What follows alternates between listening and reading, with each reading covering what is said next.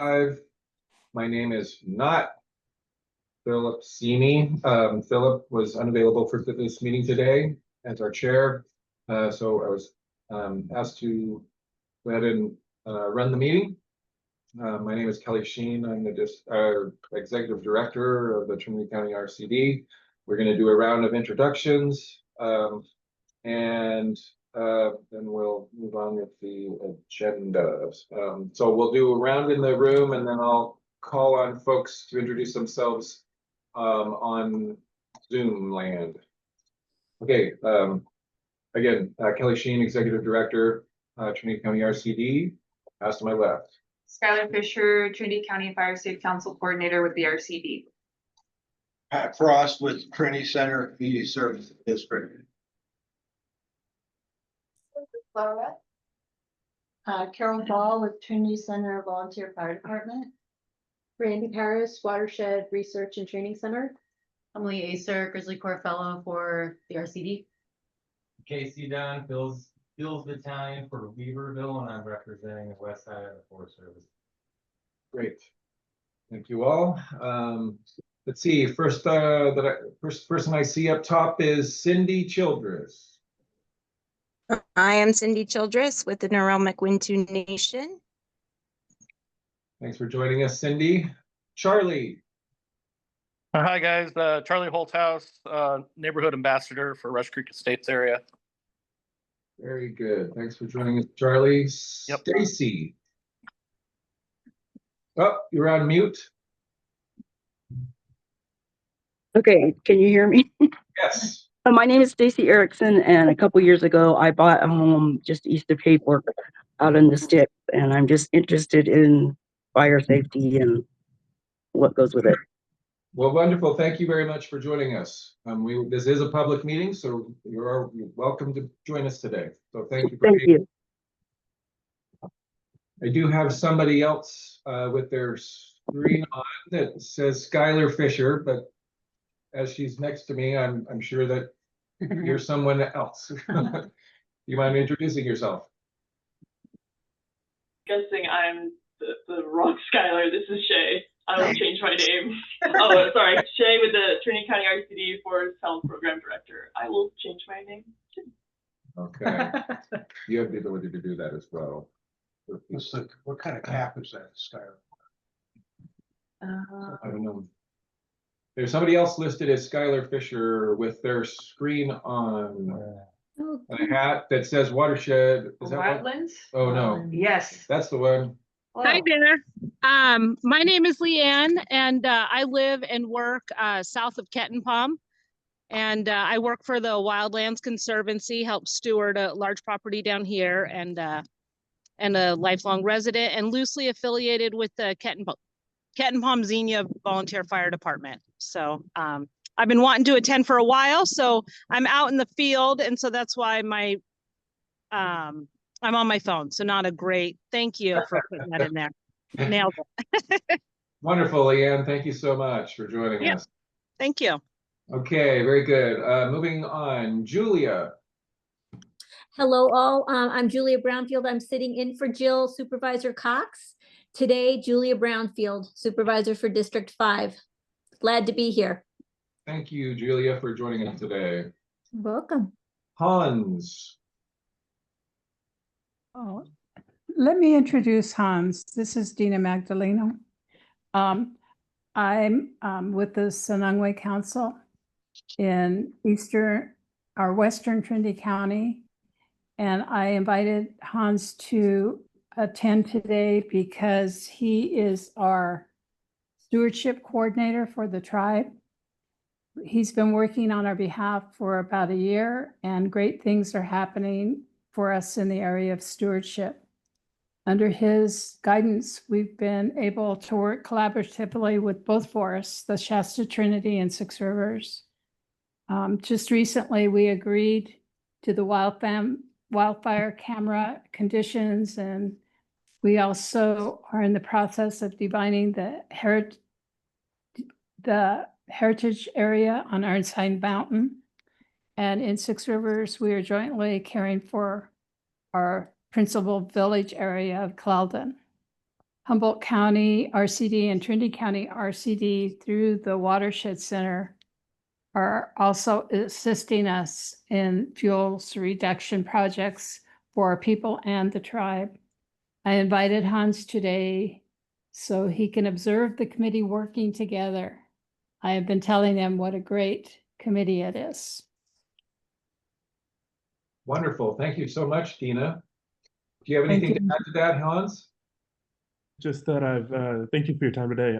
I've been I've been able to sit in on a couple of meetings now, and right, just found this to be such a wealth of information. The tribe is working on, right, like Dina said, things like non-invasive archaeology and then fuels reduction, biological programming, and its cultural sites. So we're just looking forward to working together on many of those things. Wonderful, wonderful. Welcome, and thank you so much for being here. Greatly appreciate your time. Okay, let's see, moving on, Gina. Hello, Gina Moon here on the South Fork Road out of Salyer. I'm the ambassador for this area. And I am also involved with the Willow Creek Fire Safe Council. So I'll have a report on that after a bit. Wonderful. Thank you, Gina. Well, Josh.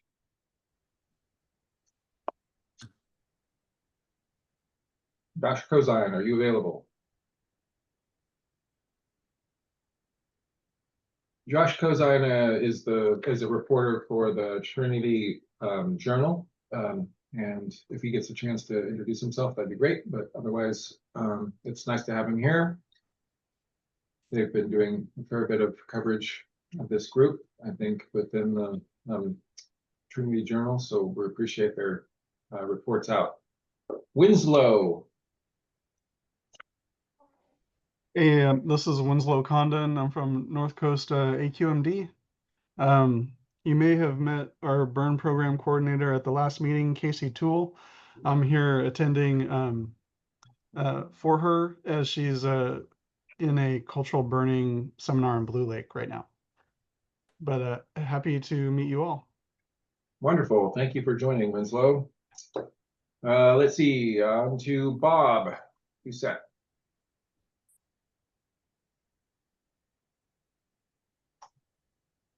Hey there, Bob Doucette with the Chess Trinity National Forest. And good to be back with you guys again. I've had to miss the last couple of meetings from other activities. Understood. Thank you so much for being here, Bob. Astrid. Hello, I am Astrid Dobo. I'm the fire chief of Post Mountain Fire. Wonderful. Thanks for joining us, Astrid. Looks like you're Thank on you. the. Let's see, Larry. Larry Glass was safe and the local area advisor for South Fork Mountain. Thanks for joining us, Larry. Kenneth. Baldwin, consulting forester, just back from a 3-week road trip into British Columbia, where I got stopped in the upper third by some very large fires that made it very smoky, and I turned south from that point. And when I got home, came down Rush Creek Road and got stopped before I got to Lewiston by the Rush fire. Burning everywhere. Wow. Well, welcome back, Kenneth. Thanks for joining us today. Let's see, nobody, she introduced herself, right? Okay. Yep. Okay, Oliver. Thanks, Kelly. Oliver Rogers, civil engineer with Trinity River Restoration Program. Wonderful. Thank you for joining us, Oliver. We have another Skylar Fisher listed. If you happen to see your name on your box, please introduce yourself. And if you happen to be on your phone, you may not know that. So we'll come back around. Chris, NRCS. Hey, afternoon, everybody. I'm Chris Cole. I'm the district conservationist for the Natural Resource Conservation Service for Trinity County. Thanks for joining us, Chris. Adam. Hey, everyone. Adam Kuntz. I'm the fuels planner for Mad River Ranger District. Adam, thanks for joining us. Shale, you introduced herself, that's good. Did I miss anybody? So. And then we just have a new entry in the room, but let's see real quick. Is anybody online has anybody online not been introduced or introduced themselves, I should say? Chris Losey, Manager General Environmental Services at Flora. Okay, you're the one. Oh, I don't know how that happened. You showed up as Skylar also because it's part of the linking. We have a link issue that we need to fix. I had no idea. Thanks for fixing that. No worries. Thanks for being here, Chris. Appreciate it. Sure. And then Chris. Yes, Chris Prendeville, we were fire department. Very good. Showed up late. And oh yeah, Crystal. And me, I was late too. Crystal Hodges, Trinity County RCD GIS. Sorry, I just see Crystal all the time, so my mistake, my little oversight. Sorry about that. Okay, anybody else for the good of the order before we move onwards? Okay, I think we're all in the round. We have one addition that Larry brought forward, but are there any other additions or changes to the agenda? Larry will wish to have a review of the fire responses from the past few fires that we've had here in Trinity County. Anything else that we need to cover? Okay, hearing none. We will add that review of fire response to the discussions. As we move into discussions, we'll start with 3A, Trinity County Weed Management Area, air curtain burner. Who is taking lead on this? So I spoke with Ally regarding this discussion item, and I believe the WMA is requesting to move it to a different meeting. And so unless there is additional discussion, that's my recommendation for this item. And then I plan to attend the next WMA meeting as well to make sure that any additional materials are also prepared for when it comes back. Okay, very good. And just for clarity, the air curtain burner that the weed management area is potentially or is considering purchasing is a very small version of what we've seen utilized in the South County. It's basically like the bed of a pickup truck. It's something that can be towed behind a standard pickup truck. And it's more like a trailer. It's a trailer versus like a much more substantial piece that has to be like trucked in and placed and run sort of autonomously. So yeah, until we have more information, we'll go ahead and hold off on that. Okay, 3B 2025 Fire Safe Trinity Award. I believe that's you. Yes, I can speak to 3B. So last year, the Fire Safe Council established the annual Fire Safe Trinity Award. So the award sets out to recognize those for their service to their community and work to reduce wildfire risk within the county. And so for 2024, the Fire Safe Council acknowledged Larry Winter with its first award. This year, I propose that this award be decided through group nomination and vote. So what I'm thinking is not next week, since we'll probably be very busy with 4th of July and related activities, but the week of July 7th, I'm planning that Monday to send out an email blast to the group and also promotion on the Fire Safe Trinity social medias, asking for nominations for who each of us believe should be the recipient of the 2025 Fire Safe Trinity Award. And then from those nominations, tabulating the responses, and then at the next Fire Safe Council meeting, saying who received the most votes.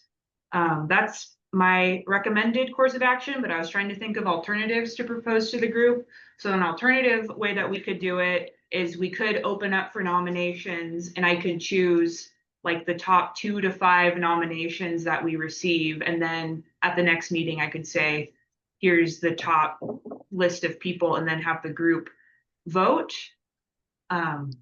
Personally, I feel like it's more exciting if it's done on the back end and then it's revealed to the group, but I also can appreciate if the core group wants to decide and vote on that. But either way, I plan to send out the request for nominations on Monday, July 7th, which would give people about 2.5 weeks to vote ahead of the next meeting. And then, of course, if anyone already knows who they want to nominate at this very moment or before July 7th, like, feel free to reach out to me any way that you prefer, and I'll take note of that and include that in the ranking.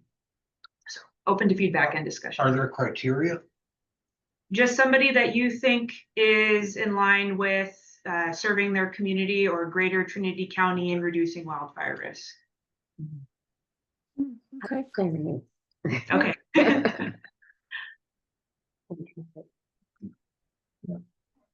We have to vote on how we're gonna vote? No.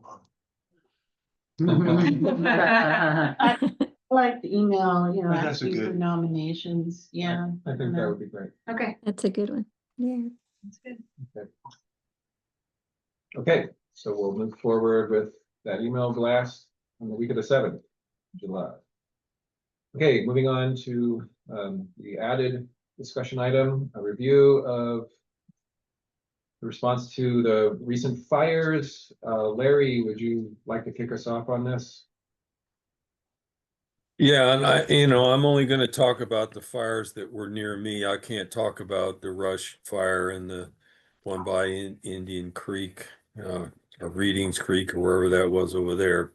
But the lightning deluge that we got along the South Fork ignited numerous fires in the area, and the response was kind of uneven and unusual in that for the first time since I've lived there, 50 years or more, CAL FIRE showed up from the air. So we had a CAL FIRE helicopter that was the first responder dropping water on the fire, which is great. I'm glad that happened.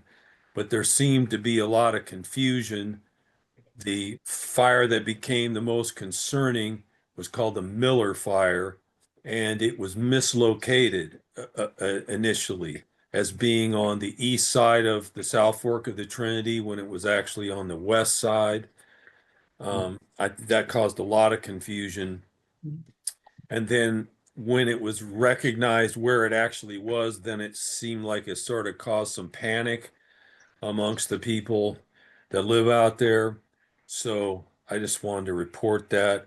I feel like, unlike the previous couple of years of fire response, this seemed a lot less organized. It seemed more chaotic, and there wasn't a good deal of information sharing going on like there was in the previous two fires. Yeah. I'm glad that they got it knocked down. Apparently they got 5 hotshot crews on it, which I've never heard of that before either. So different kind of situation. So I just wanted to report that.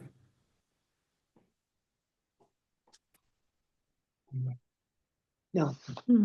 Sorry, I just Okay. didn't want the computer. Is there anything to add from local, responders or people that may have been involved with those responses?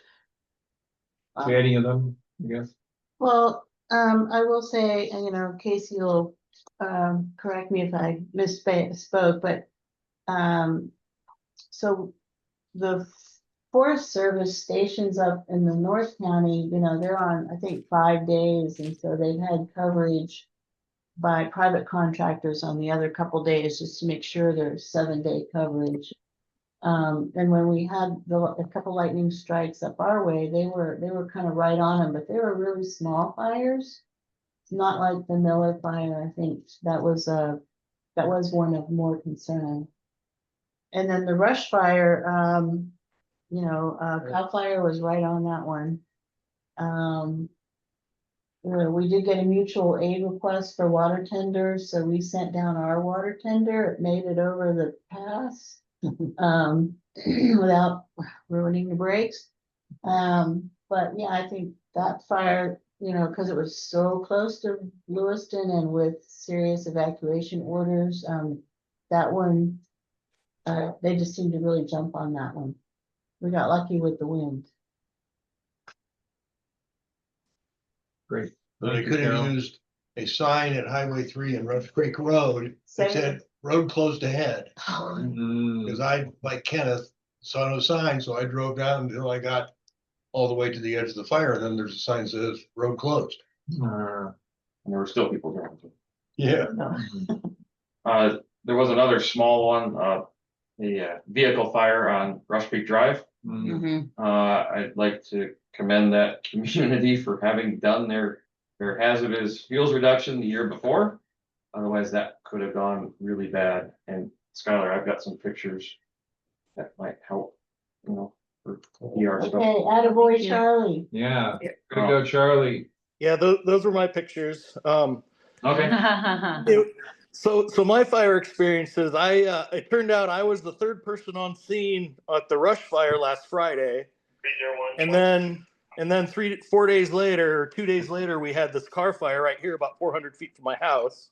And I was pretty much the first individual to start scratching line around both incidents, and was there about 10 to 15 minutes prior to CAL FIRE's arrival for both incidents. So it was been an interesting week for me here.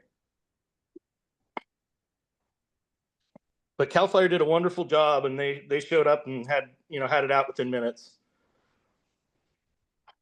Very good. Well, good job, Charlie. Anything else to add? Casey, any thoughts on that? So Mikey's saying how it was detected on the wrong side of the ridge kind of thing. So that day we didn't have aerial assets out, and that couldn't do like a recon until the next day. So that kind of stuff just happens. Whoever detects it can plot it in the wrong area.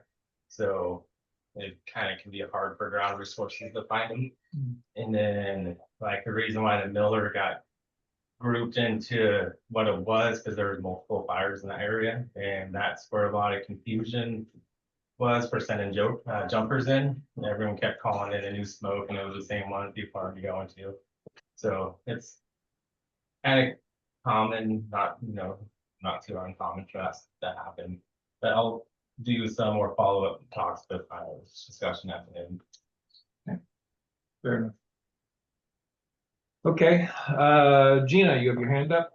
Yeah, I'm just wondering how the new alert thing, the readytrinity.org, how did that work out during these fires? Very good question. Did you have something involvement in that, Crystal? I don't think the ArcGIS Online application that I updated relates directly to Ready Trinity, but it updated Watch Duty. Yeah. So I did an update, and then Eric did as well, and then the evacuation warning was lifted in Lewiston. I believe at this stage, Ready Trinity, with the Ready Trinity transition, the county is also transitioning to Genesis, but right now I believe the county is both using the Genesis evacuation zones maintenance path and the RCD. Since we've been historically using like the Trinity County evacuations viewer, which I think still feeds Watch Duty. Yeah. But as the county is transitioning to Genesis, they're doing alerts, I think, in both before they completely move over to Genesis. But I can't speak to how like Ready Trinity performed in like getting alerts out to residents. So Gina, I did talk to Phil recently, and so there's still, he said, some bugs with Ready Trinity. And so they're still asking people to sign up, but you would also theoretically get code red still. Okay, so code red is still valid, especially at during our transition. Yeah. Okay. That was my understanding. Okay. I was doing a lot of suggesting on Facebook, community pages during the lightning and other fires in Trinity County. And so of course I missed last meeting, and then trying to just like share that information out. I think it's in the stages of, the transition. So getting the bugs worked out, and trial run there. Right. I've been in communication with the team, like leading the Ready Trinity transition, and they said that they hope within the next few weeks they'll have outreach materials for partners, so partners can better perform outreach and share. So as soon as we get that, we're gonna start blasting it off to everyone so we can make sure everyone's on the same page. Okay. Thanks. Okay, very good. Anything else to report out from the recent fires or any other comments? Okay, hearing none. We'll move on in the agenda to number 4, grants, Sierra Nevada Conservancy, Wildfire and Forest Resilience Directed Grant Program. Want to speak to that? Yes, trying to bring at least one grant opportunity to each meeting. So from the SNC, we have the Wildfire and Forest Resilience Directed Grant Program. So program is to create more resilient forest landscapes and watersheds to reduce wildfire risk. Climate and ecological benefits of forest restoration treatments are well known through this program and a goal of the program. And so called out within the grant description, activities, prescribed fire, community protection, and let's see, and reducing wildfire risk to people and communities. There are also capacity building grants available through this program. So if you are interested in learning more, the SNC requests that you submit that interest through a statement of interest to discuss project ideas with the local SNC representative and to email grants.snc@sierranevada.ca.gov. So is either the RCD or the Watershed Center gonna submit grant applications to SNC? I don't believe the RCD is developing a proposal right now. So I chatted with Nick about this today, and he didn't have time to talk before the Fire Safe Council meeting, but he had some more information for me on it. We had been thinking that we were kind of well positioned to put a proposal in since Bowerman is now signed. But we also have a coordination meeting coming together with the Forest Service that includes Shay and the Watershed Center and discussing the grants that we already have for the Upper Trinity area. That's the only part of Trinity County that's included in the Sierra Nevada Conservancy area. Above the dam. With the exception of Clear Creek, which is also outside of the SNC area, just in case anybody's curious. The last time I tried to apply for SNC funds, I found out that that area has water from that area is dedicated in-stream flows to the Sacramento. So it wasn't included when the SNC expanded their Upper Trinity area. So can certainly coordinate with Shay and Skylar on what I learned from Nick, but he had some additional details. Can their money be used on federal land and private land or only on private land? No, both. They helped us plan part of the Bowerman project in a planning grant. But the critical thing about SNC is all planning has to be complete prior to applying, because they do the NEPA or CEQA review prior to presenting to their board. So that was another interesting little thing I learned the last time we were exploring this. We were a little too early for Bowerman when we applied the last time. And I think it was technically a different program that we applied for. This is rolling out the bond money. So I just wanted to point out, these are things for Chris and Rebecca. So California Fire Foundation grants are coming up, I think, June 30th, so like in a day or two. But they've been advertised for a while. But for something like the Pines, if you could get Post Mountain, maybe Astrid to submit the application. Trinity Center Volunteer Fire Department has gotten 3 different grants through them, like around $20,000 to $25,000 each time to do fuel reduction around the community, critical infrastructure, intersections where there's only one egress, ingress. So they've been very supportive of giving money to small fire departments for specific community fuel reduction projects. There's no match required. So that's the California Fire Foundation. That's, You have the link you could send to yeah, Skylar to send out. I think we've talked about it at other, I think I've seen the posting, so I can forward that to Jessica, Chris, and Astrid. Yeah. Mhm. but I know you guys are looking for money to do some fuel reduction in Post Could Mountain. you send that to me too, Yeah, Skylar, for the Southern District, Kenton Palm and Xenia? Maybe they'd be interested in trying to. It's a really easy application. You just Great. have to tell your story, you know. I'm always like, we're a poor, pitiful fire department. We need money, you know. And then I think NCRP's technical assistance grants are coming up. So this first. That sounds right. I'm not sure, but I can look into it and share it out to the group. Yeah. When are those Sierra Nevada Conservancy grants?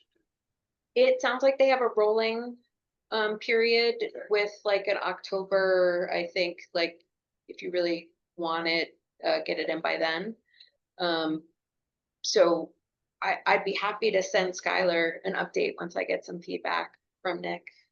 Because it did sound like SNC was kind of planning something that sounded like a fairly directed block grant to the Upper Trinity.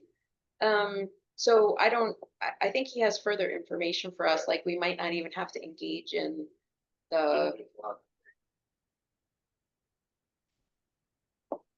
So, yeah, I'll keep you guys posted. I'll know more tomorrow. Good question. Can you confirm that email from SNC? Yes, grants.snc@sierranevada.ca.gov.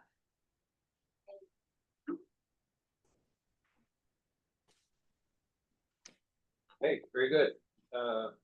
Anything else for grants? Great, hearing none. We'll move on to project updates. Normally, we going this for this particular meeting. Oh, sorry, coordinator. Yes. I had two other things on my mind. Looks like we have a couple more people on Zoom. Jeff Meyer, do you mind introducing yourself?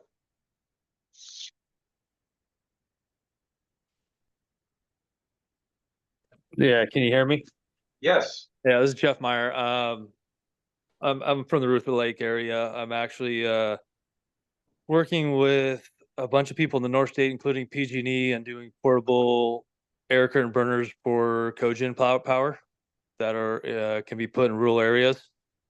And I've done a lot with other fire issues and supervisors and things like that in Trinity County. Wonderful. Thanks for joining us. Yep. Appreciate it. And then Ren Winter.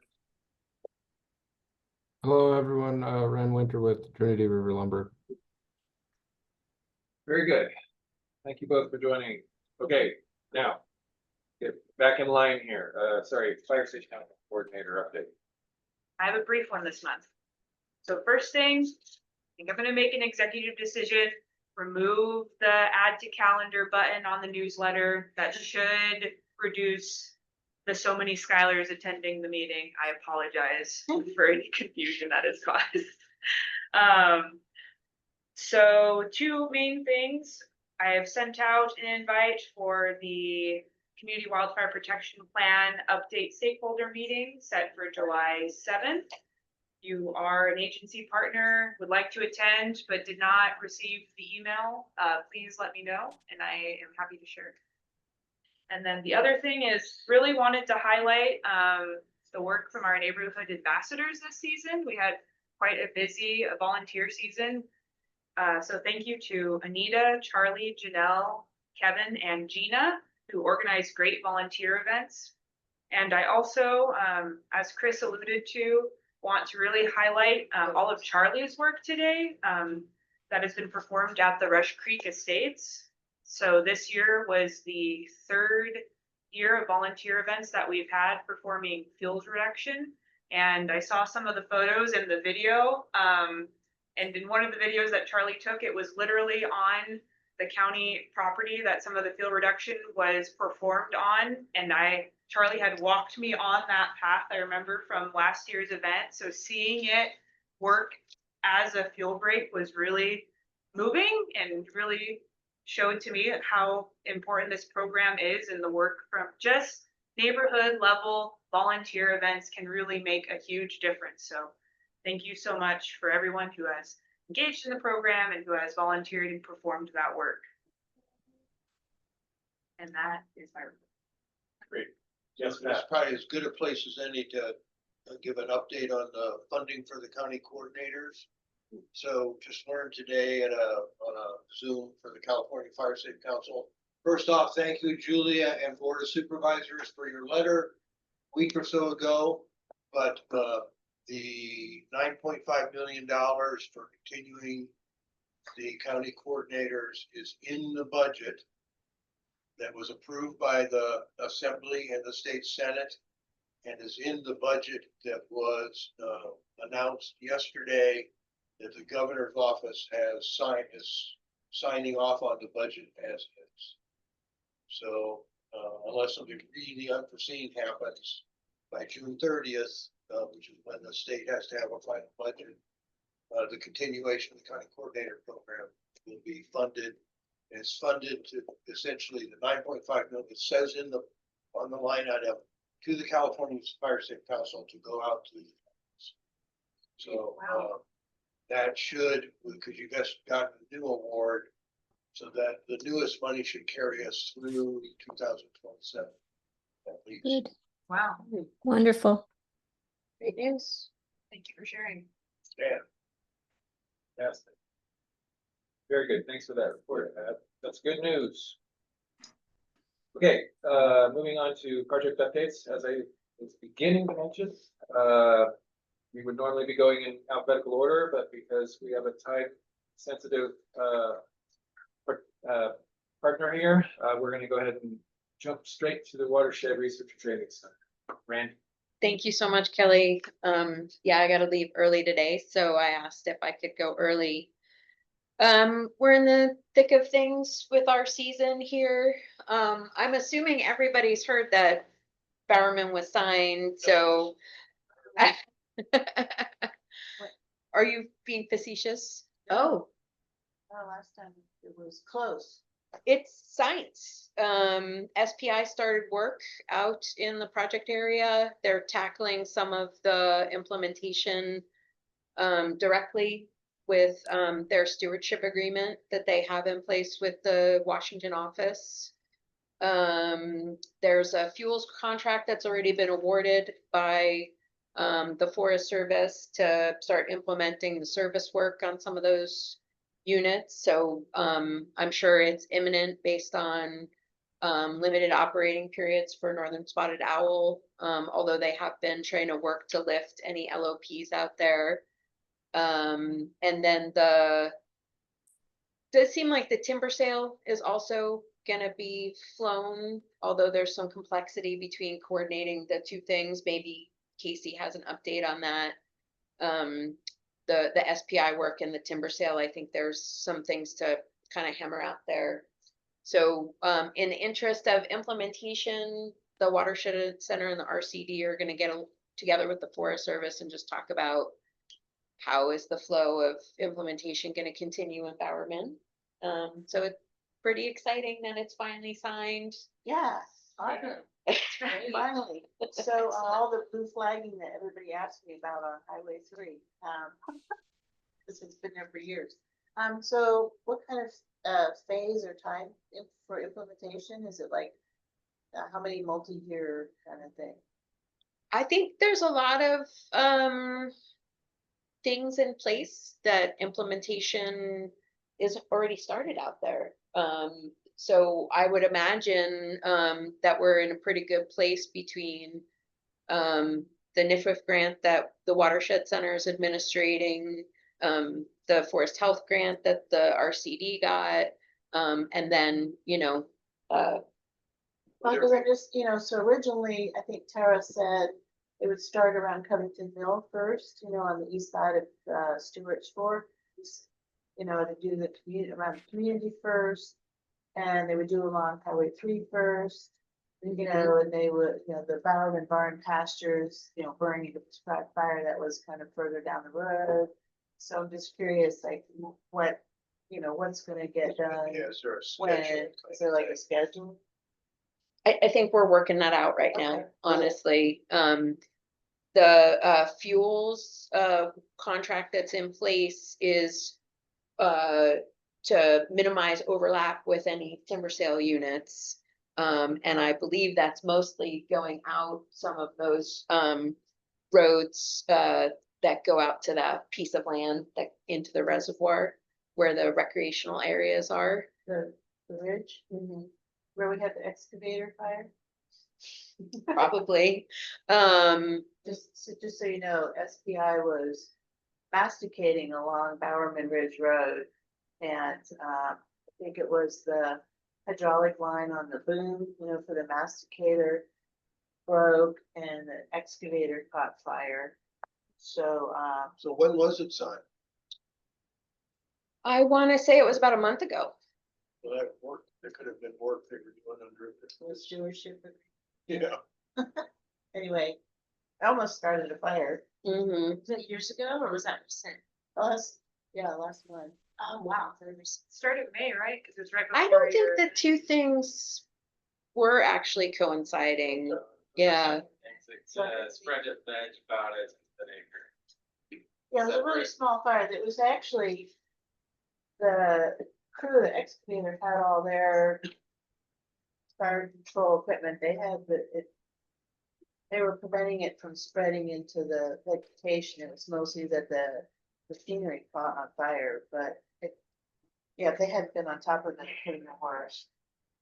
But anyway, it was just ironic that they were out there masticating for fuel reduction and whoopsies. Whoopsies. Okay, is there any way to, you know, get maybe some tentative schedule, kind of where they're gonna tackle things first, so we can let the community know? If you see these crews out there working, here's what's going on. So it was actually June 2nd, just to kind of give you guys a real date. That would have been. The excavator fire? No, when Bowerman was signed. Oh, okay. I think we could have a schedule for you after that meeting that's happening in July. Okay. Yeah. Cool. That's great. Yeah. And you and I talked about this, but I think something to help as we have more and more third-party NEPA things going on. It would be great to have kind of an analysis or sort of assessment of what worked, what were the stumbling blocks, you know, with you guys being the third-party NEPA writers, so that we can next time, the next one might be, you know, the one that we're going on a field trip tomorrow with the RCD, you know, in the Weaverville Basin. It'd be nice to know what things you ran into, you know, and what things you streamlined, you know, whatever it might be, but Yeah. And we've learn from each project. Our team has learned a lot. And that should help them. We are about to start scoping and the official NEPA timeline for the Junction City project. You know, we really didn't want, we've been working on design and surveys and stuff like that while we were working on completing Bowerman. But now that Bowerman's signed, we want to come out with the scoping for the Junction City project. So just wanted to update everybody that that's now kind of the priority for our planning team. Yeah. At the Watershed Center. In terms of implementation work, our masticator's been working on the Reading Indian Creek expansion for BLM, masticating out there. We're done with the units that were on our plate.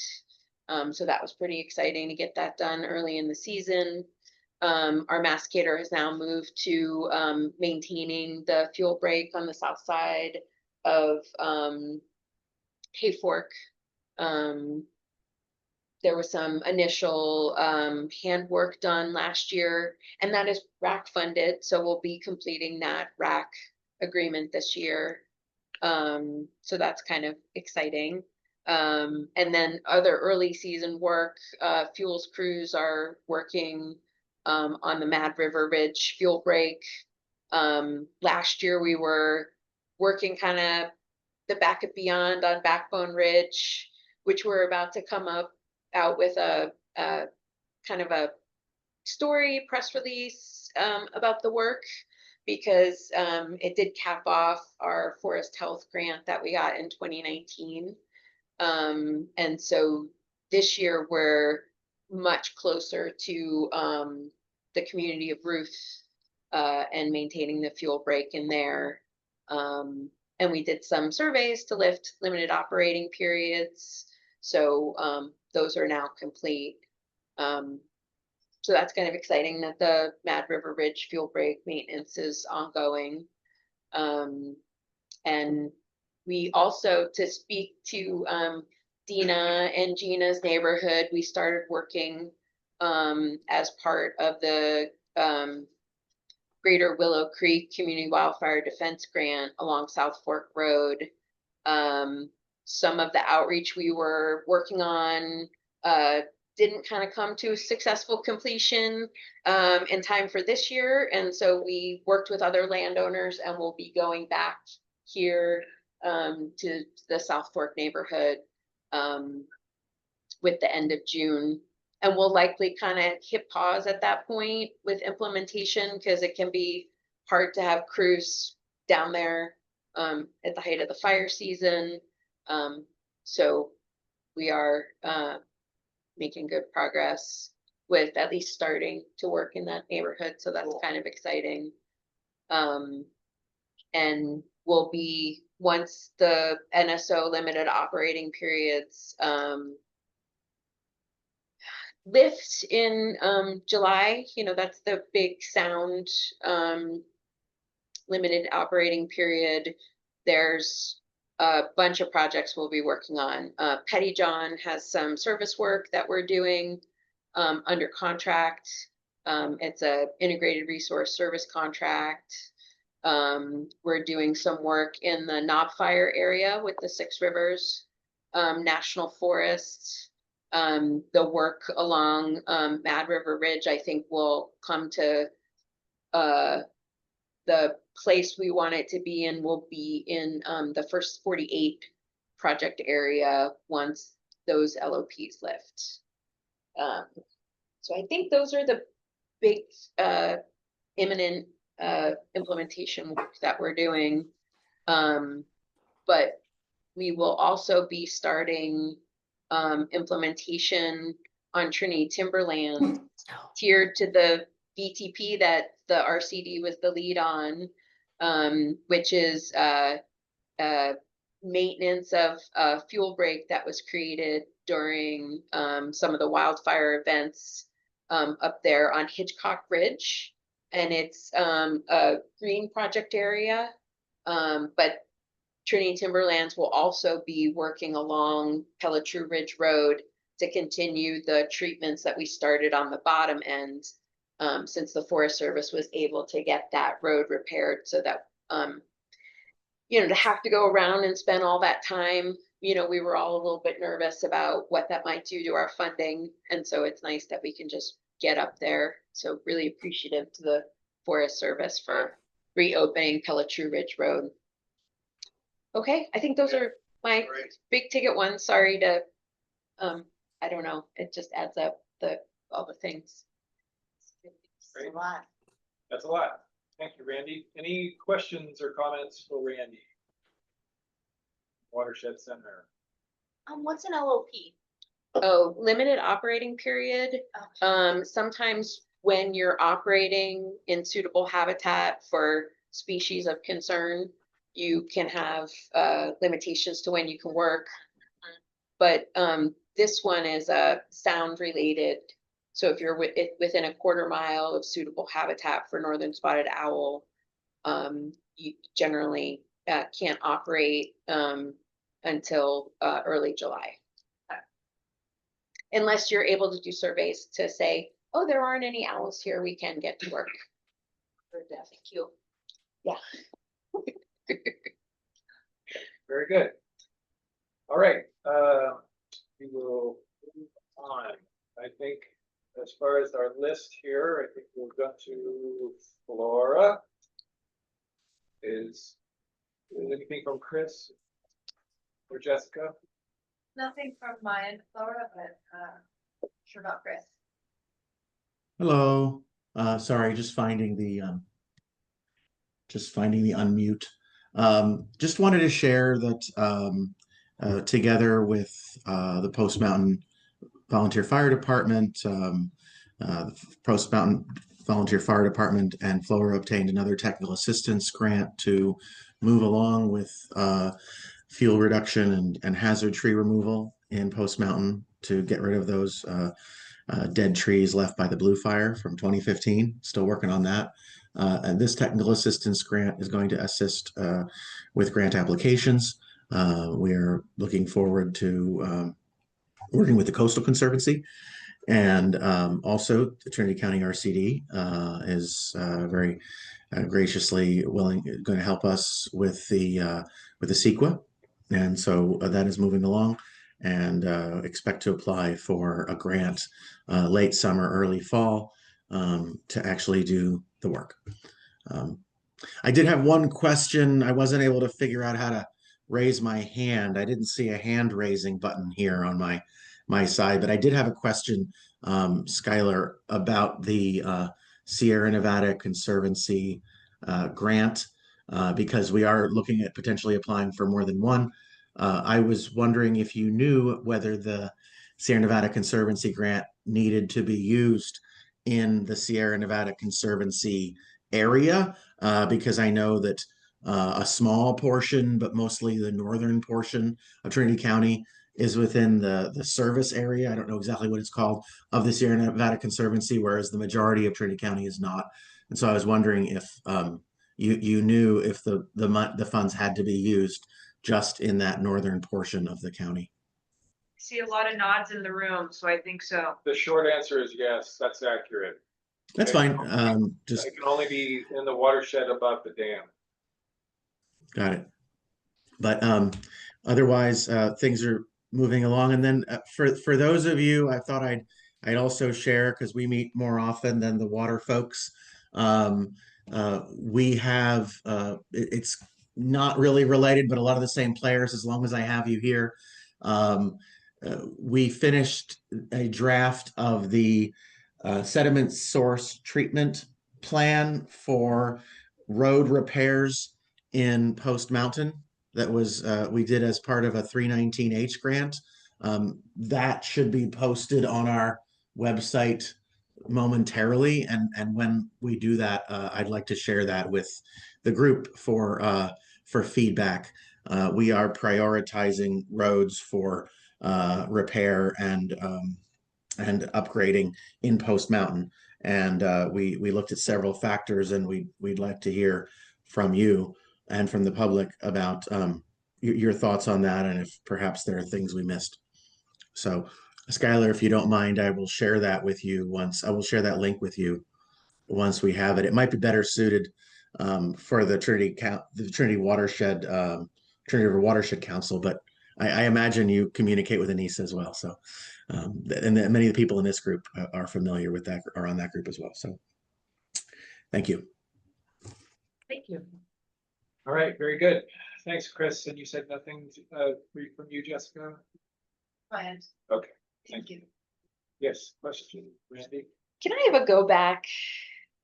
Sure. I am so sorry. The Watershed Center flew the timber sale contract for pilot, and proposals are due on Friday. And then the Watershed Center and the Forest Service will evaluate the proposals, and we'll likely have an announcement prior to the next Fire Safe Council meeting. Cool. So sorry about that oversight. That's big. Big news. Good. Thank you. Okay, if there's nothing else for Flora. I did want, it's not on this list here, but I know that Astrid's been attending quite frequently. Is there anything else that you would like to add, Astrid, from Post Mountain PUD? BFD. I know PUD is the word owns it, but She's the chief of the BFD. okay. Astrid, do you have anything to add for Post Mountain BFD? Hey there, sorry, I'm driving. No, you know, what Chris said is, it's wonderful and we're very appreciative to have his help and Flora's help. Fantastic. Okay, thank you, Astrid. All right, looks like we're on to the Thank North you. Coast. Okay, yes, we're on the North Coast Unified Air Quality Management District. Winslow, do you have a report for this group? Hey, yeah, my apologies in advance if anything I'm about to say has already been covered last month.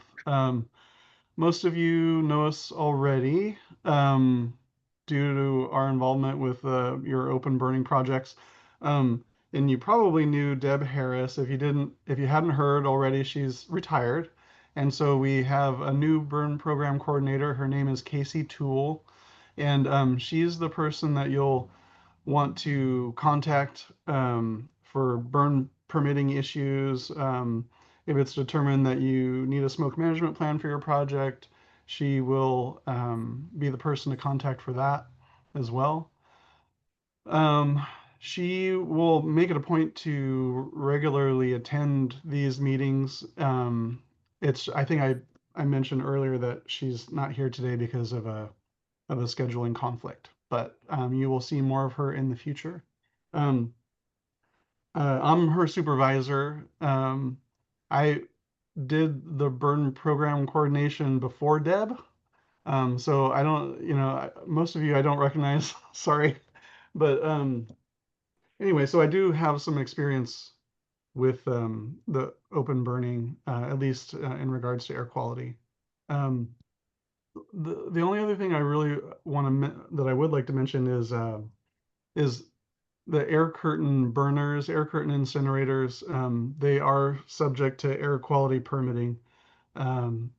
They are subject to federal requirements. Some of those have been loosened, for those of you, kind of keeping up with this news. But they're subject to air quality permitting. So what I'll do is put a link to our program webpage in the chat. So please get in touch with us in order to get the proper permits for any air curtain incinerators that are going to be used in Trinity County. It sounds like the one for the weed management area is quite small. There's no minimum size for them. So please contact us, whoever's in charge of that project. I'll also put Casey's contact information in the chat. I'll put her phone number and extension and email. So I'm happy to take any questions that you might have right now, but other than that, let's see. The CAL FIRE burn suspension in Humboldt and Del Norte counties will go into effect on Monday. As I understand it, it's already in effect in Trinity County. As of June 16th. As of June 16th, yeah, and then it'll go into effect here in Humboldt and Del Norte on the 30th.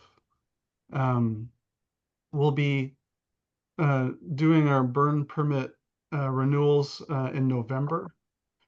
So if you have permits on file with us already, expect to see renewal notifications go out sometime at that time of the year.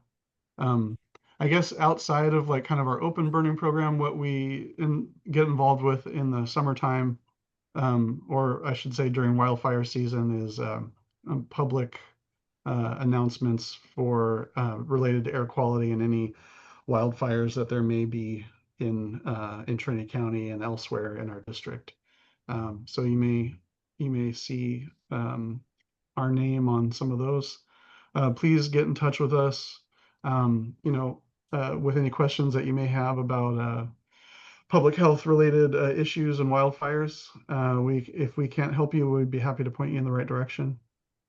But yeah, I guess that's it for me. Again, I'd be happy to take any questions or just get in touch with us if you think of something later. And I'll put that stuff in the chat, like I said. Great. Thank you, Winslow. Anything for Winslow? Okay. Thanks, everybody. Really appreciate you being here. Okay, moving right along. And Darrell Muck. Cindy, do you have anything to report out to the group? No, not really. One thing, we're doing some, excuse my dog, fuels reduction out in Hayfork at Natural Bridge with the Forest Service, and that's it. Okay, very good. Any questions or comments for Cindy? All right, hearing none. Thank you very much, Cindy. Appreciate that. NRCS, Chris. Hello, not a ton of major updates. We're kind of in about the final quarter of our fiscal year, so it's mostly just closing out kind of things, but we are accepting applications for the 26th fiscal year, as we pretty much always are accepting applications. So if you guys know any landowners, anybody who needs some either technical assistance or potentially financial, they can definitely reach out to my office, and I'll put my email in the chat. And obviously open any questions, but not a lot to question on that. But all right. Okay. Great. Thanks, Chris. Anything for Chris in the NRCS? All right. Very good. Moving on. Let's see. Safe. Larry, do you have anything for the group? Yeah, I'm happy to announce that thanks to Jerry's hard work, we got 2 new fire cameras up and going. Lime Dyke Mountain and Picket Peak are both live. And giving a good coverage now to Southern Trinity County. So anyways, pretty happy about that. That's fantastic, Larry. Good news. Good news. Yeah. Volley's also working. Hayfork Volley is also online. Okay. Wonderful. That's great. Anything else, Larry? You can plug tomorrow's field trip. I'm not going to be able to make it, but there's a field trip for the collaborative tomorrow. Yep, fair enough. I'll elaborate on that a little bit. But thanks, Larry. Anything for Larry? Safe? Okay, hearing none. Let's see, moving on. I'm going to go to Trinity Center VFD. Right now we're in the mode of preparing for 4th of July, which is always kind of scary up our way. So we are planning to do educational patrols as far as campfires and fireworks. And so I just wanted to say maybe to Julia or other agencies, Forest Service, whatever you can do at a county or Forest Service level to publicize that fireworks are not allowed on federal lands, and that the county has an ordinance prohibiting fireworks, because we're not enforcement, we're just education. So we go out there and we say, really can't have fireworks anywhere in Trinity County because of this ordinance or federal prohibition, and people go, well, I never knew that, so I would appreciate any kind of campaign, education, whatever, to help us out there, because all these people come in from other places and they're camping around the lake and they're just shooting fireworks everywhere, literally. And this year, there's no lake shore. Yeah, the lake is up. Ground left, it's all, people are gonna be doing it in the woods. They're underneath the water levels. Yeah, the water level's high, so they are under the trees with the campfires, and they can't go way out on the shore to set off their fireworks, you know, I mean, we've had fires where people set off fireworks from the houseboat and landed on the shore and caught stuff on fire, so it's a little scary. So anyway, I would just want to throw that out there that maybe you could help with our education part. That's it. Yeah, I'm happy to. We'll get it out there. Thank you. You're welcome. I love your ordinance. Is there anything that I mean, and you probably don't know necessarily about this, but is there any kind of signage or anything like that that can go out to the, you know, like as you're going into a camp, like driving into the campgrounds, that, you know, something big that says like no fireworks? That's something like our controls prevention to be walking around knowing that the holidays are going up there. And also to touch on her, like Bob's on the call that we still on. And he can talk with the GIO shop for the Shasta Trinity and look into if they can put out a no fireworks tent. Right now, we're limited on what we can post on social.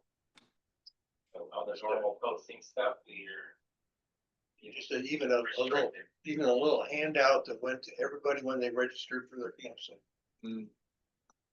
It used to be a fairly standard practice as part of the postings at campgrounds, no fireworks. Well, the issue is, so, to the ballpark and some of the campgrounds, they do put those no fireworks signs up. But everybody, you know, if you're driving out to the point or you're accessing the, lake through one of the marinas, through one of the boat ramps, there's never signage there. And so there's so many places you can get out to the lake where people just drive out, you know, and they're along the lake and then they're setting off fireworks and those aren't posted.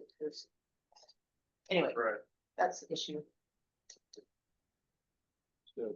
Okay, thank you. Okay. Very good. Anything for Carol and Trinity Center BFD? All right, before we move on, we do have a spot for Southern Trinity Fire Safe Council, and I was wondering if Stacy or Leanne had anything to report out for Southern Trinity area. I'm just so new, I have no idea. I still Okay. don't know why I can't mow my lawn. Understood. Okay, well, very good. I just wanted to allow some for that. Thank you, though. Thank you. I will be becoming more involved, though. Wonderful. Leanne.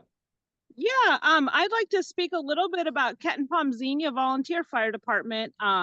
You know, this year, it's been established for 20 years, but after the August complex, we kind of really grew and revamped. We've gotten a couple grants and also a contract with Forest Service. So we've had some monies coming in, and we have a couple new to us type 3 engines. And they expect that contract with Forest Service to go. So five people work a 12-hour shift 5 days a week for the fire season. So we're just feeling, you know, excited to have an avenue to kind of put all our energy, and we've really been collaborating and growing and you know, doing more hands-on trainings. We've always, as a community, gotten to places, but we're kind of getting a little more organized and I think really getting into that, you know, putting the work forward into that capacity building and doing the fuels reduction. And I know we've applied for some grants. I'm not super up to date on that, but the fire department's established enough and there's enough time and energy right now for folks to really be doing some of those year-round projects. So we're in a really good position, and you know, we're so excited for our new supervisor, her support, and we're a small community, but we're close and tight, and it's just such a good time to grow. So, and this meeting's been great. Thank you for having me, and so much good work is going on. It's really inspirational, and we've got some great folks and groups to follow. Wonderful. Thank you for that, Leanne. We certainly appreciate and welcome you to the group. And, you know, it's the best meeting of the month, so.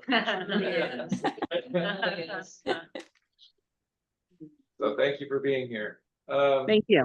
And that's a good segue to Julia, representing the Trinity County Board of Supervisors. Well, I am just really thrilled with all the attention that's being given to our forests right now. With all the fires that have happened, I think we've learned a lot. I think that we're starting to really hone in on attacking these fires really quick when they happen. And I think these communities these volunteer fire departments are just amazing me at what they're doing. And Skylar, your group, all your groups have been, we just attacked this thing from a lot of different angles, and I'm seeing the results of all of that. And I think we're really going to make some wonderful progress on fires here. So yeah, thanks for having me here. And if there's anything I can do, you let me know. And yeah, I'm just really impressed. Wonderful. Thank you, Julia. Anything for Julia and the Board of Soups? Okay. Moving on. Trinity County Collaborative Group. Larry was alluding to this earlier, but we postponed because of the Juneteenth holiday being, sandwiching in our standard third Friday field tours on our even months. We decided to push back the field tour 1 week, so that actually falls tomorrow. And the Trinity County RCD is going to be hosting this particular field tour for the Weaverville Field Breaks Project, which is primarily a field breaks project within the community forest, the Forest Service side of the community forest. And so that's tomorrow. We're meeting here at 9 o'clock in the morning. We've got 3 stops. We should be wrapped up by 12:30 or 1 tomorrow. So it's not, it's all close by. So that's nice. We don't have a big long drives, and it'll be relatively short and sweet. And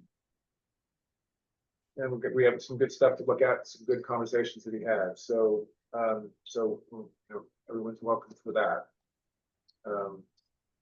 And then outside of that, we have our standing recreation committee meeting in July. I believe that's the 11th. And then I think the general meeting on the 18th. But I think that's probably all I have to report on that, unless Larry's got any other specific things that he would like to bring to the table. I'm thrilled to hear that pilot's finally gonna happen. It's only been over a decade, but at least it's happening. Yep, that's good news. Awesome. Okay, moving on to let's see. I know you're gonna skip OES, but maybe we could ask Bill next month for an update on the sirens. Sirens are still not functional. They were trying to get them functional before fire season. So I'm curious what the hang up is. Okay. Will do. Very good. Well, that brings us to the RCD. I'd like to go ahead and toss to Shay to start with implementation. Yeah, hi everyone. So we've been kind of just focusing on for our fuels crew, we've just been working on the State Lands Commission, and we're soon going to transition to hopefully some dispensable space and some roadside fuels reduction downriver. Hopefully next month. We're also working around LOPs and things like that around this time of season. Our forestry crews are still flagging for the McConnell project.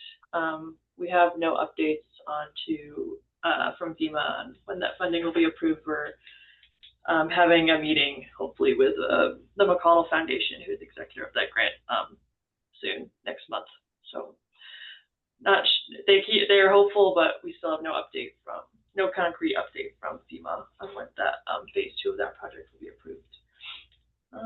And then we're just also really excited that Bowerman got signed. That means a lot of our work can start on some of our large forest health grants. That's it for me. Jay, I know I'm always a broken record, but where are you at with the planning for Hobel Dam? We have a meeting, we have an internal meeting in 2 weeks to discuss where we're at on environmental compliance. But we still hope to do the thinning around the dam this fall. Okay. Yeah, because I'm asking just because now it's so narrow, the people are still dumping, so now it's so narrow, there's like this much room to even drive in. So. Yeah.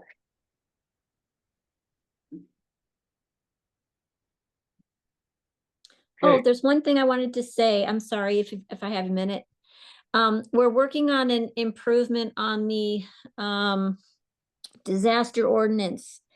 And so it's very early in its stages of talking about what we can do to make things much easier when a fire happens. So getting in, getting out, cleaning up, all of those things, you know, have a lot to do with all your expertise. So if you have any ideas about, you know, when the fire does happen, egress, ingress, people coming in to get their things, people going, you know, animals, that type of thing, please let me know, because we're just putting this together now. So it'll probably take a good year before that happens, but we want to make this ordinance much better and much smoother when these problems happen.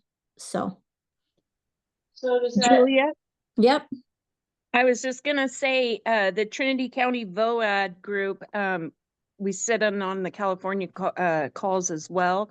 And they have all that stuff lined out, and because of the Butte fire, the Paradise, the recent Butte fires, they have all of that stuff. They have they had birds that they had to evacuate. And so if you want to reach out to me, I know Shauna in BCSS, Northern Valley Catholic Social Services. She also works with us on the VOAD stuff. And so we should connect, because they could save you a lot of time. Oh, and love energy. it. Love it. Love it. I'll put my email in the chat. Okay, great. Thank you so And much. I'm also the vice chair of the Trinity County VOAD as well. Okay. Great. Appreciate it. So how does what the county is doing now incorporate the evacuation planning that the RCD did? That's part. Yeah, exactly. We need to really hone in on streamlining that. That's one of the biggest problems I think that we face too, was ingress, egress, you know, who could come in, who could go out, when they could come in, when they could go out. There was just a lot of chaos with that, I think. And so I'm not sure if the team working on the disaster ordinance update has this, but the RCD recently shared the current draft of the evacuation routes based on like a 2-year long analysis. And then we had a series of community meetings last summer. So that will include the identified evacuation routes and alternate routes for the county, and as well as we ran a hazard risk analysis based on like 5 different hazard types for each of the routes. And then also we have a list of known evacuation route obstructions, so locked gates, poor road conditions like potholes, those kinds of things. So potentially that could be incorporated as well, and that should be with the planning department. absolutely. And it could, you know, people who have horse trailers, I think there's all kinds of lists we could have too, you know, of phone numbers and those types of things too, you know. It just seems like there might be some overlap between the safety element and the hazard mitigation plan when they're already looking at all this. And I'm just wondering, you know, how much of this has already kind of been looked at. Some of it has, yeah, a lot of it has, but there's a lot of fine tuning, and it never really has seemed to run as smoothly as it, you know, it's an emergency and you're always going to see that. But I think, you know, I think if we have people educated a little bit more and some things fine tuned, I think we could really make a difference in, you know, in the smoothness of how we react to it. And afterwards too. Are you a good county contact for this project, or is there a different staff? Yeah, so me right now, because Ed Presley and I are working on this a little at a time. So we're just pulling in information right now and seeing, any ideas, any things that people had dealt with in the fire that, that was really difficult, and even to the planning department. So we're all of this stuff kind of coordinates together. And we're just trying to upgrade it, improve it, so people, don't have to go through the horror of actually the time it takes and not getting through to people and not knowing what this, yeah. But Ready Trinity, I mean, that's one of the selling points is that you can put in there that I have animals and large trailers and I need extra time to evacuate. So Okay. it just seems like there's a lot of, I don't know exactly what the county's trying to do, but it just seems like there's a lot of redundant information where if the county said, put in Ready Trinity, I'm old and decrepit and I need help, or I have 4 horses and I need help. I mean, if that's part of that database. Okay, good. Yeah. Yeah. Yeah, I'm with you on the redundance. We absolutely can't have that. So if there are programs that take certain areas and are really good at it, then we just educate. We need to put those in together so that somebody knows what does what. So when this happens, you contact this, or Ready, right now Ready Trinity is being worked on, and it's fine tuned, and by the time hopefully we get this whole thing put together, it'll be a big portion of this. I think it should be. Yes, and like Philip says, there's only so much the city or the county can do. And Right. Yes, you might have neighbors or people that that need to be evacuated and all that, but where are you going to evacuate them to?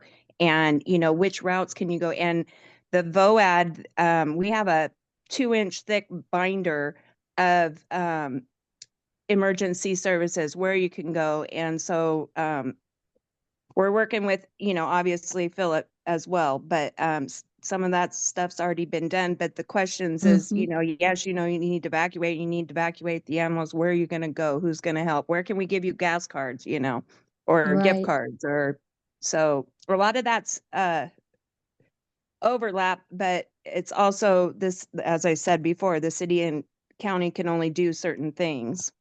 Right. Okay.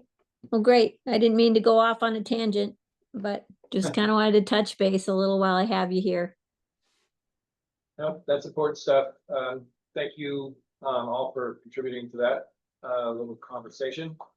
To roll it back around to the RCD, do you have anything to add, Crystal, that you've been working on? Yeah, I'm excited to be working on the Weeville fuel break map for the collaborative tour you mentioned earlier. That's exciting for tomorrow. And I'm also excited to be working on, to have worked on updating the evacuation maps during, that feed watch duty. I was really honored and excited to be part of that effort to warn the community when that happened. It went right up. Important stuff. That's one of our kind of probably under the radar tasks that we do with the county. When those needs come up, we're the ones that are contacted to make sure that those updates show up both on the online and on the apps and all that. That's part of the job. Yeah. Good. Okay. Emily. Yep, I have a few updates. One, the Greater Willow Creek Wildfire Resilience Project. There's been performed outreach to landowners, and the plan is to start the implementation in Sawyer in July. For the 2022 Six River National Forest Lightning Complex post-fire recovery, they've performed site assessments the week of May 19th, looking to start post-fire restoration work, such as fuel reduction, reforestation, noxious weed removal this summer or fall, leading with the fuel reduction. If you know anybody impacted by these fires who haven't been engaged, let us know. If you have any ideas on how this funding can help improve building capacity for post-fire recovery in Trinity County, also let us know. This past week, Skylar and I went to the Trinity County Office of Education Hazard Mitigation Plan Steering Committee meeting. We have draft hazard profiles, a vulnerability assessment, and draft mitigation strategy complete. We hope to have the public draft early fall, which is aligned with our CWPP public group review period. And then my last update is Grizzly Corps. I know we talked about it a bit last month and it was sent out in the newsletter. Grizzly Corps is no longer an AmeriCorps affiliated program because of the administrative leave we all went on and the AmeriCorps being cut. But UC Berkeley has re-signed our contracts. So there's 3 of us here in the county that are Grizzly Corps fellows. Me and Clay are the Grizzly Corps fellows here for the RCD. We will be able to finish our work that we started here. So we'll be here through the end of July. And then Grizzly Corps is taking a hiatus this upcoming year to figure out how they're going to do funding. And then next year they are looking at becoming a UC host site only program. So they're going to be downsizing the program quite a bit. And yeah, that's all the updates I have from me. So Very good. Get to keep you. woo. Yep, Emily and Clay will both be joining staff after their terms. So I'm excited to welcome them on. Yeah. And I just wanted to give a shout out to UC Berkeley and our partners there. They have been fantastic with, you know, all the changes and the transition and sort of at least what we hope is a temporary demise of the AmeriCorps program, and yeah, maybe that'll get picked up again at some point in the future. But for now, they've really been fantastic with making it work to keep that Grizzly Corps program running. So excited to be partnered with them.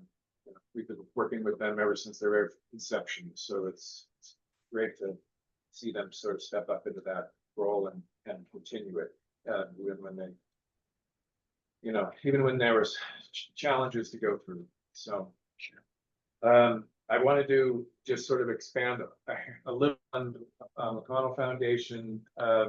Shay had mentioned that there hasn't been a lot of news from FEMA. That is sort of the sticky wicket right now. You know, we had an agreement with the McConnell Foundation and expected to have all of this work implemented both in the North Lake area and here in the Weaverville area before the end of our contract, which is coming due in May of 26. But just due to the nature of the funding situations, the administrative changeover, and general issues with FEMA as a funding source to Cal OES, to McConnell Foundation, to the implementation here in Trinity County. I spoke with Alex Carter on a field tour of the Opportunity Headwaters project with Watershed Center yesterday, and Alex indicated that that he's still cautiously optimistic that everything is going to move forward with the project. But we'll probably, as Shay had mentioned, we'll be meeting with him to get things sort of ironed out with extension of the power agreement with them, and hopefully, you know, he's hopeful that it could be any day. Just wait for that email to come through that says we're ready to move forward. Interestingly enough, this is the third project that the McConnell Foundation has forwarded through this same program, through Cal OES FEMA dollars, and we're far ahead of where their other 2 projects are as far as like being ready for implementation. So and they, because of that, he has every indication that we're high in their priority queue, and so hopefully as soon as that drops, we'll be able to move and get that project rolling. So I wanted to sort of expand upon that a little bit. And I already spoke about the partner-led NEPA that we're doing with the Forest Service, the Weaverville fuel breaks. We're excited about that project and looking forward to getting feedback from the collaborative tomorrow. But I think unless there's anything else from the RCD. Oh, I forgot to mention one other fun thing. I meant to say it while Randy was here. That was my mistake. But the watershed Research Training Center hosted a Trex that one of our team attended. I don't. Sorry, go ahead, Shay. No, apologies. Sorry, Shay. No, I thought for some reason you guys were frozen. But anyways, they attended the Trex, and I think they burned over 130 acres of star thistles, which I just wanted to commend them on and hosting such a great program in South County and helping private landowners burn their. Where was that Trex held? It was held in Hayfork. I don't know the exact ranches where they were burning, but I know they were in the Hayfork area.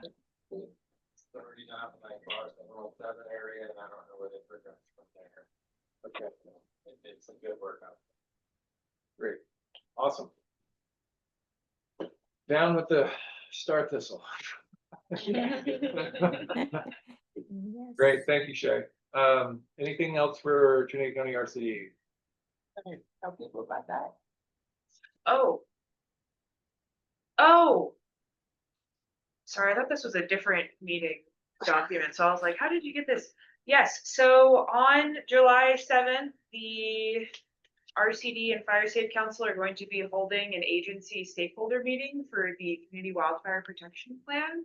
So I sent out invites last week, but if you haven't received an invite and you're interested in going, please let me know, and I would be happy to send you an email or send you a calendar invite. And so main things that we're going to be talking about is a reflection on the feedback that we got over the course of, I believe, 13 or 14 different community engagements on the CWPP that happened last summer. Discussing what changes have been incorporated within the draft Community Wildfire Protection Plan document. There have been some structure changes from the previous iterations since the 2020 version of the document, which is the last time it was updated.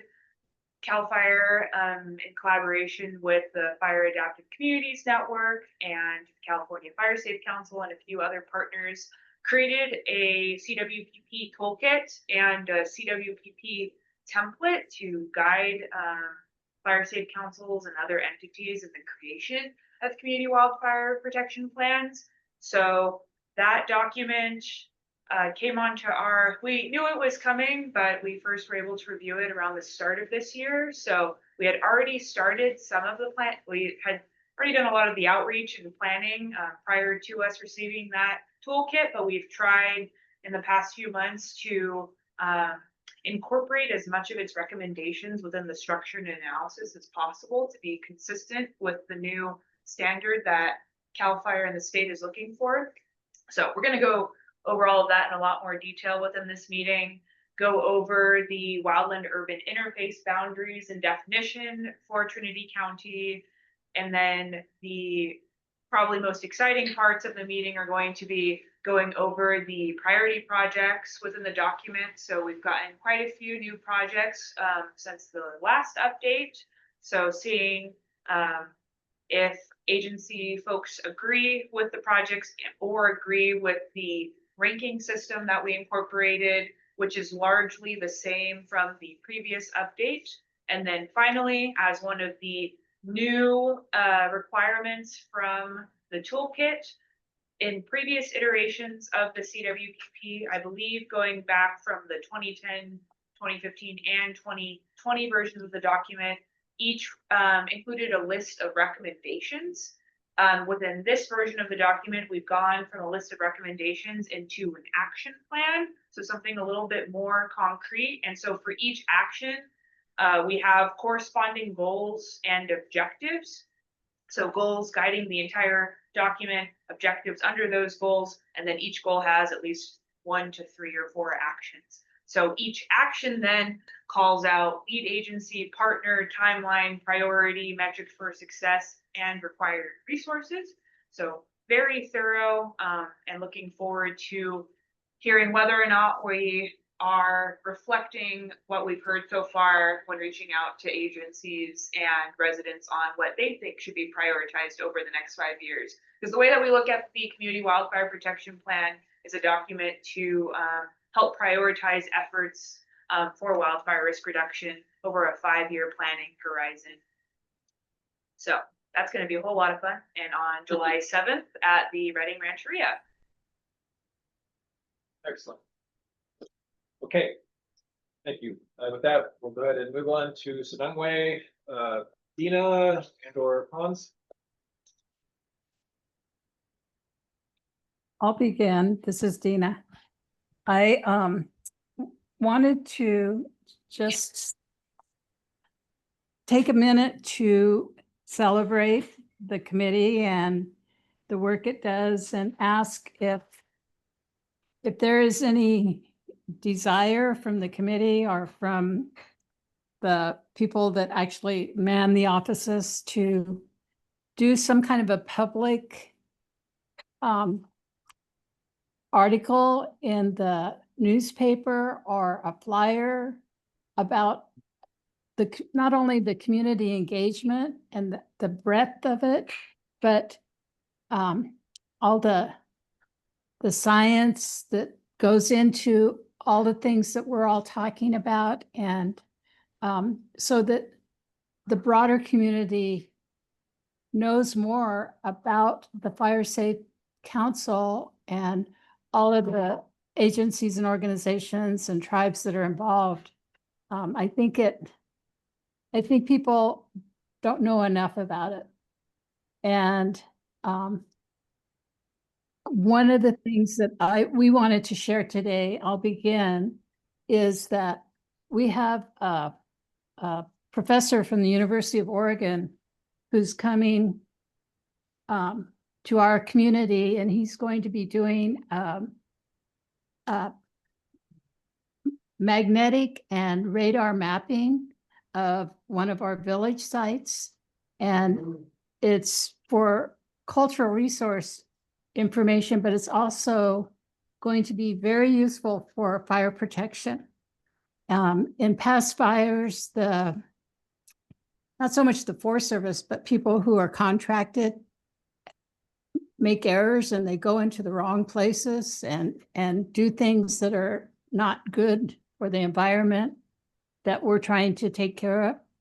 And so we're really excited about having this professor and 5 or 6 of his students come and spend some time just doing this study at our Principal Village area. And I was going to ask Hans to talk about it just a little bit more briefly. Sure. Like Dina mentioned, right, the tribe is engaging in cultural resource kind of archaeological surveys. And where this connects maybe to the work of this group especially, right, is we're finding that the fuels buildup actually makes it very hard for us to do some of these surveys. And then there obviously can be some mutual benefits here, right, in areas especially that maybe have some, a lot of fuels build up just for removing for the fire safety of it all. And I can maybe come back maybe next month with a little more information, but our site is honestly, it's on the other side of the county line, right? It's just around Salyer. It's actually Friday Ridge Road where that meets 299 is where we might look for some guidance with seeking resources for fuels reduction there.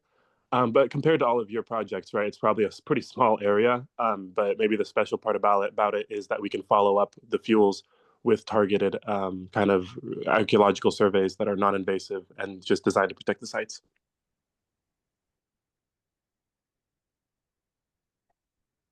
Great.